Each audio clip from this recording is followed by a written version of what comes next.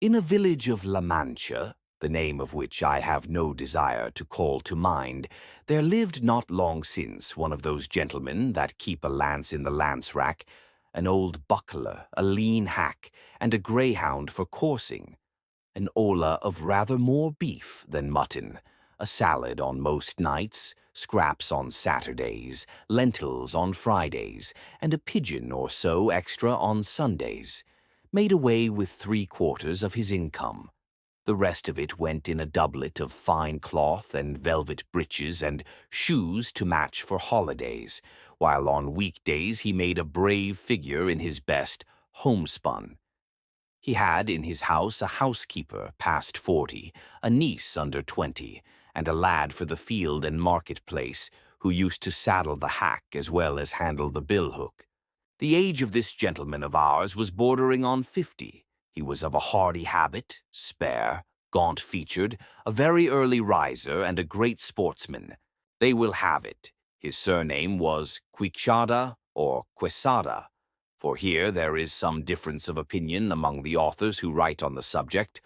although from reasonable conjectures it seems plain that he was called Quixana. This, however, is of but little importance to our tale. It will be enough not to stray a hair's breadth from the truth in the telling of it. You must know, then, that the above-named gentleman, whenever he was at leisure, which was mostly all the year round, gave himself up to reading books of chivalry with such ardor and avidity that he almost entirely neglected the pursuit of his field sports, and even the management of his property. And to such a pitch did his eagerness and infatuation go that he sold many an acre of tillage land to buy books of chivalry to read, and brought home as many of them as he could get. But of all there were none he liked so well as those of the famous Feliciano de Silva's composition, for their lucidity of style and complicated conceits were as pearls in his sight, particularly when in his reading he came upon courtships and cartels, where he often found passages like, "The reason of the unreason with which my reason is afflicted, so weakens my reason that with reason I murmur at your beauty." Or again, "The high heavens, that of your divinity divinely fortify you with the stars, render you deserving of the desert your greatness deserves." Over conceits of this sort the poor gentleman lost his wits, and used to lie awake striving to understand them, and worm the meaning out of them.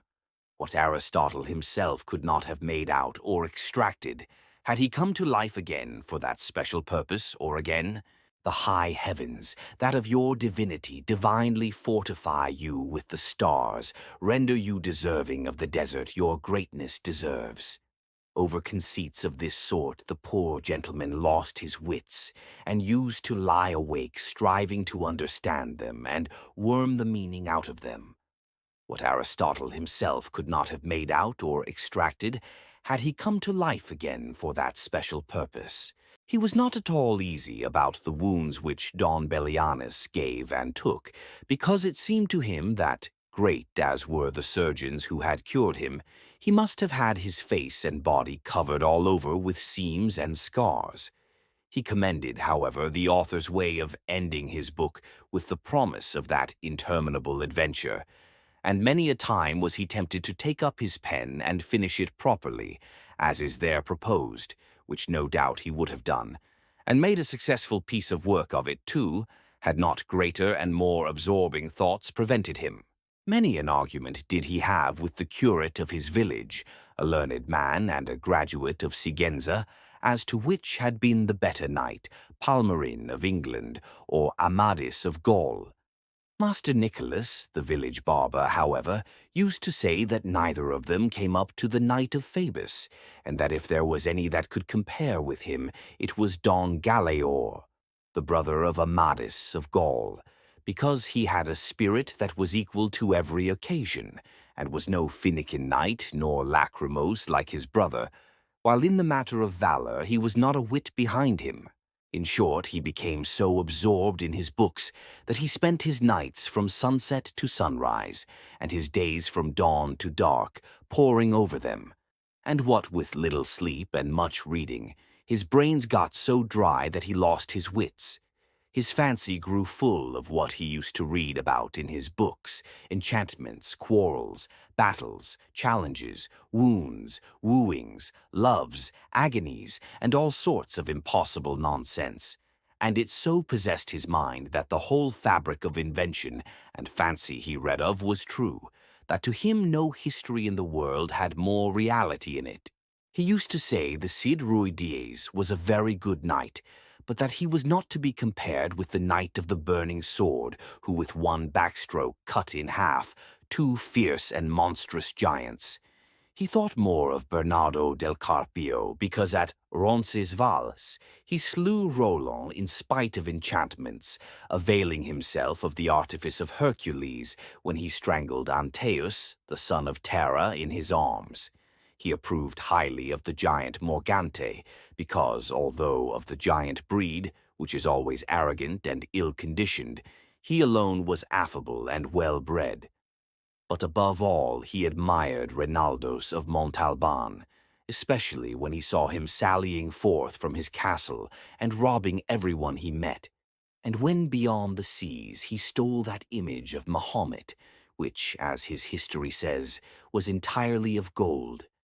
To have a bout of kicking at that traitor of a Ganelon, he would have given his housekeeper and his niece into the bargain. In short, his wits being quite gone, he hit upon the strangest notion that ever madman in this world hit upon,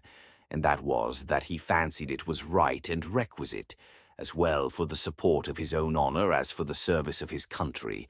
that he should make a knight-errant of himself, roaming the world over in full armor and on horseback in quest of adventures, and putting in practice himself all that he had read of as being the usual practices of knights-errant, righting every kind of wrong, and exposing himself to peril and danger, from which, in the issue, he was to reap eternal renown and fame. Already the poor man saw himself crowned by the might of his arm, Emperor of Trebizond at least. And so, led away by the intense enjoyment he found in these pleasant fancies, he set himself forthwith to put his scheme into execution. The first thing he did was to clean up some armor that had belonged to his great-grandfather, and had been for ages lying forgotten in a corner, eaten with rust and covered with mildew. He scoured and polished it as best he could, but he perceived one great defect in it, that it had no closed helmet, nothing but a simple morion. This deficiency, however, his ingenuity supplied, for he contrived a kind of half-helmet of pasteboard which, fitted on to the morion, looked like a whole one. It is true that, in order to see if it was strong and fit to stand a cut, he drew his sword and gave it a couple of slashes, the first of which undid in an instant what had taken him a week to do. The ease with which he had knocked it to pieces disconcerted him somewhat, and to guard against that danger he set to work again, fixing bars of iron on the inside until he was satisfied with its strength. And then, not caring to try any more experiments with it, he passed it and adopted it as a helmet of the most perfect construction. He next proceeded to inspect his hack, which, with more quartos than a reel, and more blemishes than the steed of Gonella, that tantum pellis et ossa fuit, surpassed in his eyes the Bucephalus of Alexander, or the Babieca of the Cid. 4 days were spent in thinking what name to give him, because, as he said to himself, it was not right that a horse belonging to a knight so famous, and one with such merits of his own, should be without some distinctive name, and he strove to adapt it so as to indicate what he had been before belonging to a knight-errant, and what he then was, for it was only reasonable that, his master taking a new character, he should take a new name, and that it should be a distinguished and full-sounding one, befitting the new order and calling he was about to follow. And so, after having composed, struck out, rejected, added to, unmade, and remade a multitude of names out of his memory and fancy, he decided upon calling him Rocinante, a name, to his thinking, lofty, sonorous, and significant of his condition as a hack before he became what he now was. the first and foremost of all the hacks in the world. Having got a name for his horse so much to his taste, he was anxious to get one for himself, and he was 8 days more pondering over this point, till at last he made up his mind to call himself Don Quixote, whence, as has been already said, the authors of this veracious history have inferred that his name must have been beyond a doubt Quixote, and not Quixote as others would have it. Recollecting, however, that the valiant Amadis was not content to call himself curtly Amadis, and nothing more, but added the name of his kingdom and country to make it famous, and called himself Amadis of Gaul, he, like a good knight, resolved to add on the name of his, and to style himself Don Quixote of La Mancha, whereby, he considered, he described accurately his origin and country, and did honor to it in taking his surname from it. So then, his armor being furbished, his morion turned into a helmet, his hack christened, and he himself confirmed, he came to the conclusion that nothing more was needed now but to look out for a lady to be in love with. For a knight-errant without love was like a tree without leaves or fruit, or a body without a soul. As he said to himself, if, for my sins or by my good fortune, I come across some giant hereabouts, a common occurrence with knights-errant, and overthrow him in one onslaught, or cleave him asunder to the waist, or, in short, vanquish and subdue him, will it not be well to have someone I may send him to as a present, that he may come in and fall on his knees before my sweet lady, and in a humble, submissive voice say, I am the giant Caraculiambro, lord of the island of Malindrania, vanquished in single combat by the never sufficiently extolled knight Don Quixote of La Mancha,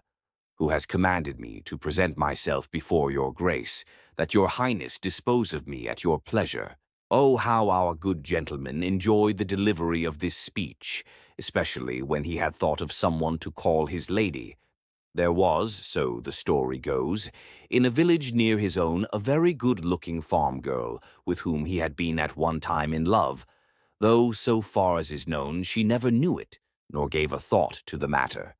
Her name was Aldonza Lorenzo, and upon her he thought fit to confer the title of Lady of his Thoughts, and after some search for a name which should not be out of harmony with her own, and should suggest and indicate that of a princess and great lady, he decided upon calling her Dulcinea del Toboso, she being of El Toboso, a name to his mind musical, uncommon, and significant, like all those he had already bestowed upon himself and the things belonging to him.